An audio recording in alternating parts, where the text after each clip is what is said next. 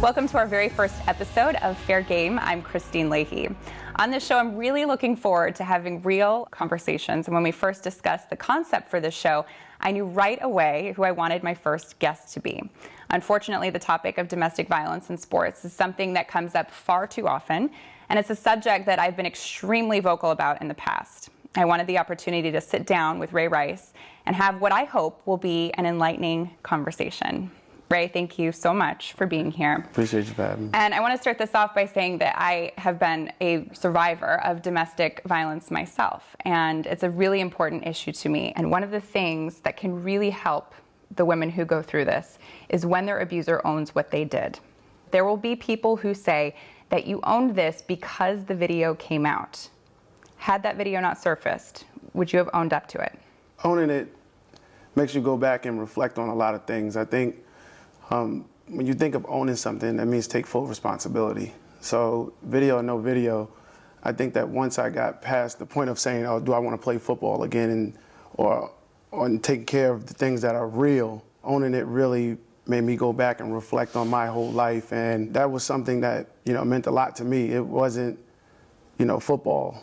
It wasn't to get back on the field, and that was no, plot or ploy for me to get back and start playing football again, even though that was probably too big of a, game in my life. Real life situations are, your family, the things that mean the most to me. So, yes, taking full responsibility, had nothing to do with the video. It had everything to do with, wanting to make progress in my own life. And you still say that prior to that incident and after, you've never laid a hand on her? Oh, never. It's not a question in my mind. When you learn about domestic violence, you learn about a lot of things, and I would never call myself an expert, but I do know that the forms of abuse that can be shown in a relationship are, financial abuse, just because someone else is making more money than the other, and, belittling their spouse. That's not okay. I do know about the emotional side of abuse. It's big. And there's also obviously the verbal abuse.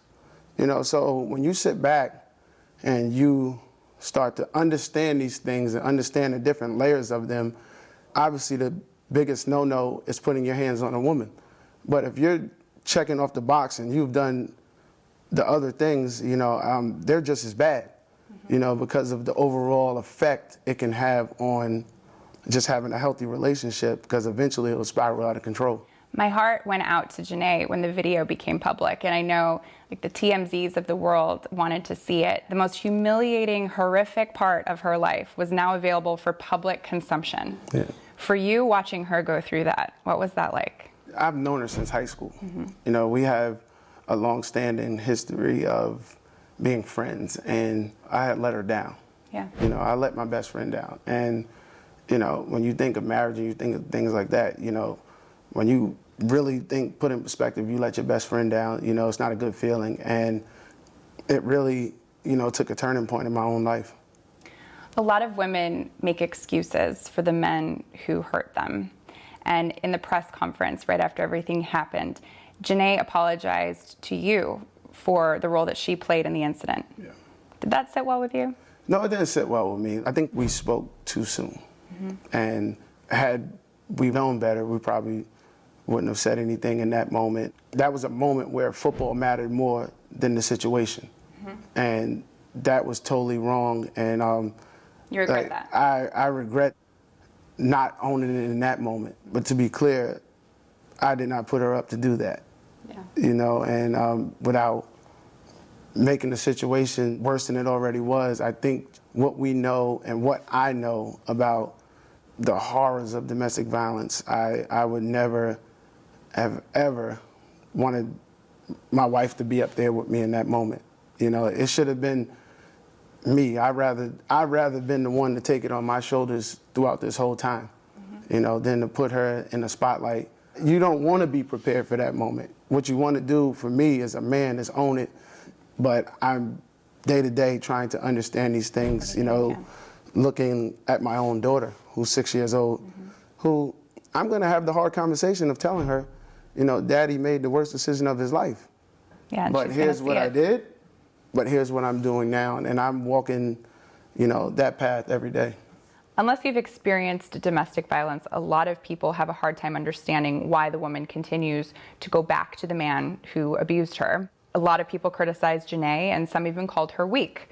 But I look at her, and I've seen videos of her doing interviews, and she does not strike me as a weak person at all. She strikes me as a very strong person. Is that true? She really holds the key to the whole operation. I think as a husband, I mean, I really don't like speaking for her, but I think in this time, you know what, the unique thing is we've known each other since high school. We've known things. I've known things about her, but I also seen her do things for me, which is called sacrifice. What has she sacrificed? Everything. For my career, everything. You know, she's always put my career and the things I had going on before her own self. The unique part in life now is that I can actually say I'm doing the same for her. And she has her own business going on. She's starting her own kids' clothing boutique. I like that. And she's into fashion, and it's a beautiful thing when, you know, she get to ask me, you know, can you come put together a desk in my office? And you do that for her. And I do it, you know, and it feels good when you do it because you know you're doing it for the right reasons. I'm not doing it because it's going to earn me an extra night out or anything. It's really fascinating to understand what sacrifice is when you really have to do it. That night might have been isolated, but like you said, it doesn't come out of nowhere. There's something underlying that came up. At what point did you decide that you wanted to go to therapy?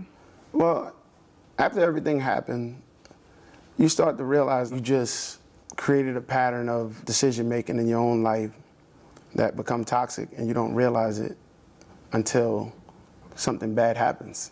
You know, without making any excuses, growing up in bad neighborhoods, so things would happen even in my childhood.